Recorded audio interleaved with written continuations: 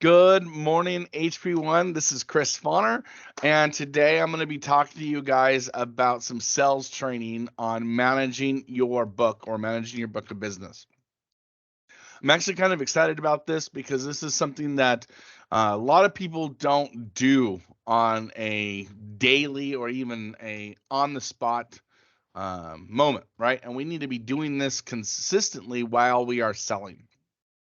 The greatest thing about this as well is if you're not just a sales agent, but also a sales supervisor, a sales manager, you should have a system like this as well for each one of your supervisors and sales managers as well. So this could help you leading from the top all the way down to the amazing agents that are rocking it out every single day to our glorious, amazing upper management that are always amazing. So that's kind of what we're going to be looking at today. So let's get this set up. This shouldn't take too long, but we're going to have some discussions on kind of why it's important as well.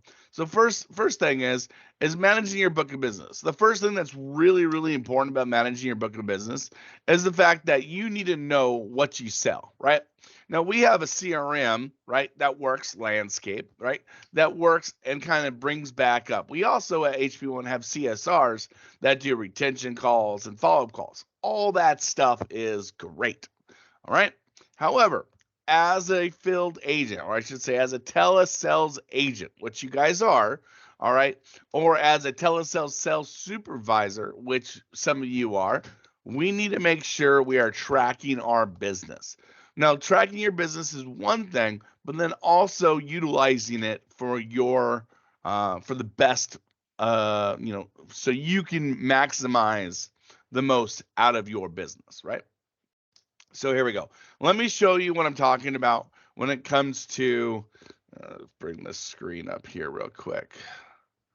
Let me show you what I am talking about here. Share my screen.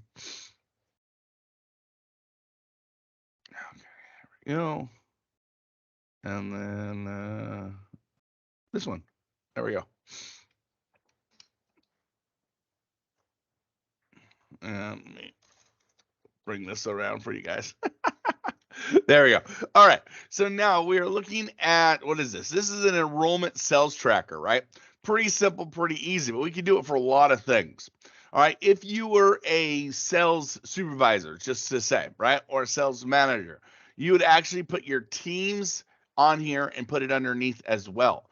It could be a lot of extra work actually, but if you keep track of it, when you have an agent, right, that did not get paid on one of his products, one of her products, right? You'll be able to see what happened because you're always making sure that you're on top of the business, right?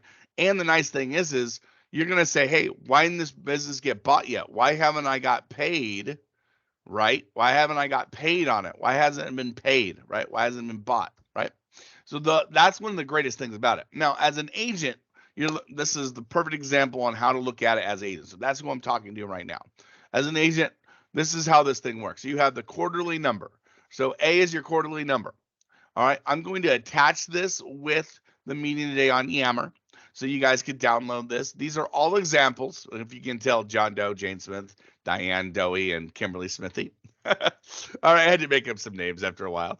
Anyways, so you have your quarterly. So this is where you start with your quarter, right? So you have Q1, Q2, Q3, whatever, and you put that in, and there you go. Q1, you have one, you sold 2 policies in Q1. I'm just using this as an example. You might have sold 130, you might have sold 200, who cares, right? Let's just put it in there, and there you go.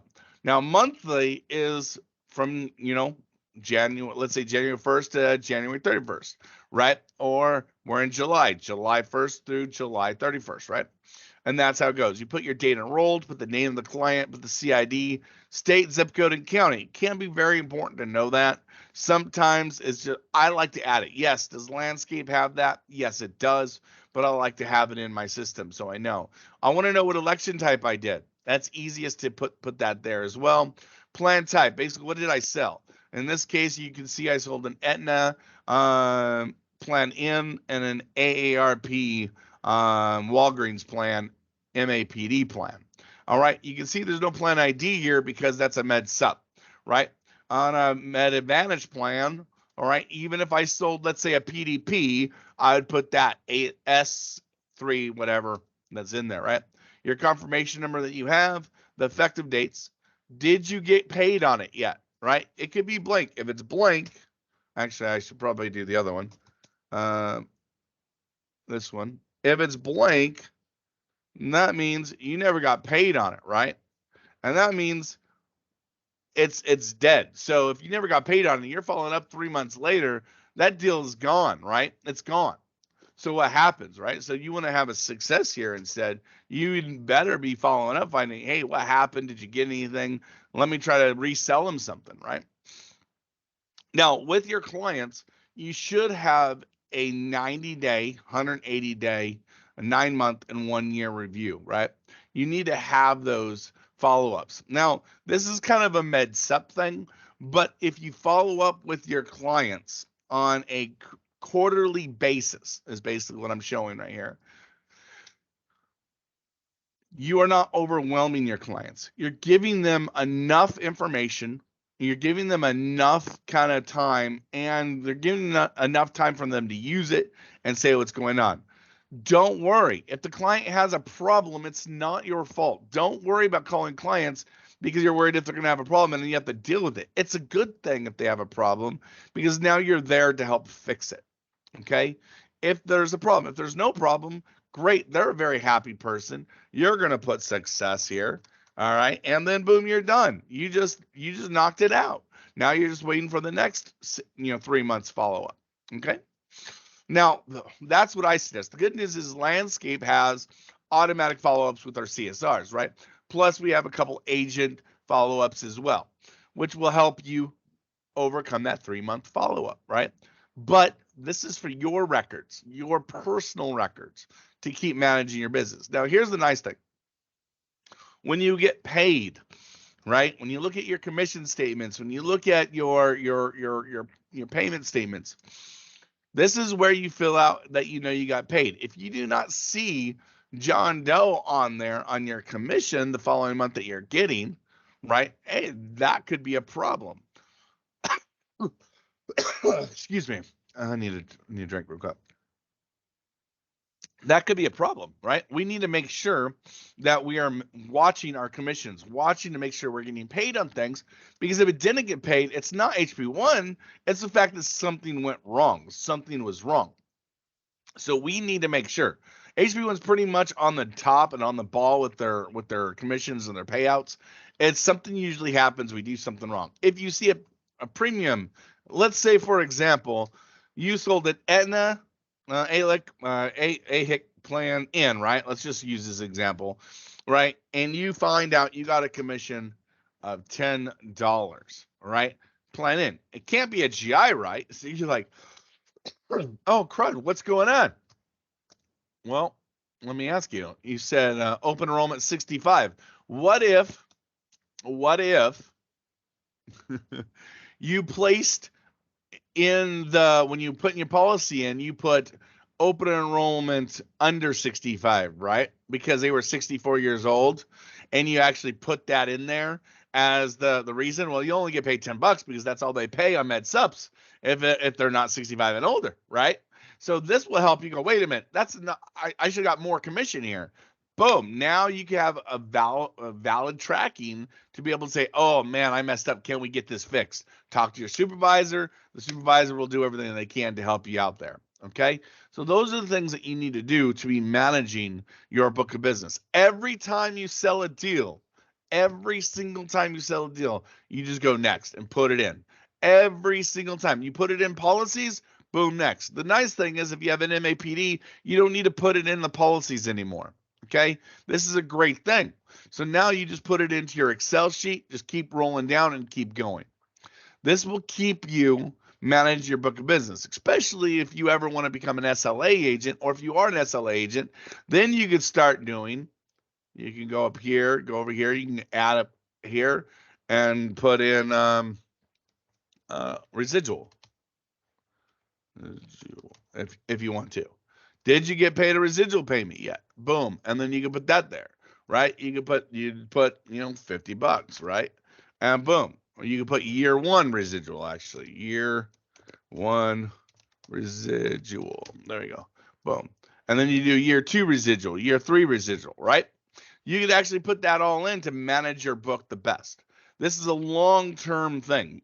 All right. One of the things that I don't do is I don't put in the months that I did it. I just know based on the quarters, right? You could always put your first one could always be Q-1, right? Right. You could always do that. Then 2, 3, 4, 5, 6, 7, right? And this one could be, this would. Oh, that's. Let's see here. That's wrong actually. Delete. Sorry, you guys. Delete. This should be Q-2, and see, like this, and then that would be 2, like that, and so on. So there you go. So you could do that too if you want to. I like that way better actually because it kind of tells you what quarter you're in, and that will help. But that's why I have the yellow lines. But before you know it, the longer you get, the more you get. It can get confusing a little bit. So I hope this helps with managing your book and business. I hope you take something from it. Please be tracking your business. Also, please know that it is your responsibility to keep up with your clients. Right? They're your clients. That means you can control them. The nice thing is you can sell ancillaries. By the way, look at this. On here you have MSMAs. Boom, here's your ancillary section. And here I have my PDPs. I added this if you're a PDP salesperson. All right. These are things that you can have that will help you keep track of your business so you can be accountable for what you have. So, the nice thing is this, let's say you had someone that did a move, right? Like this guy right here, Kimberly Smithy, move, humanitarian PPO, boom. All right. They did this mid-year. Now AEP comes around, right? Well, I'm going to give this person a call in October, put this September, October to set an appointment for maybe a new, I'm going to check to see first if during AEP she might qualify for something better during the 2022-2023 plan change. All right. So that is something to do to keep yourself going so you can always keep yourself getting more business, right? Always work your book of business. Okay. It will always help you. It'll keep the clients with you a longer period of time. My goal is not for you to resell your clients. My goal is for you to keep your clients longer. The only time you would resell them is if there is actually a better policy out there for them, or life change happens, right? So I appreciate you. This is Chris Fonner with a Sales Street on how to manage your book of business. Please comment on the below down there and say, hey, listen, I like what you said, Chris. I disagree with what you said. Whatever. I appreciate you all for watching and listening. And let's have just an amazing, amazing day. And rock out the rest of the week and rock out the rest of the month. I'll talk to you guys soon. Have a great day. See you guys all at the top of the sales board. Bye-bye.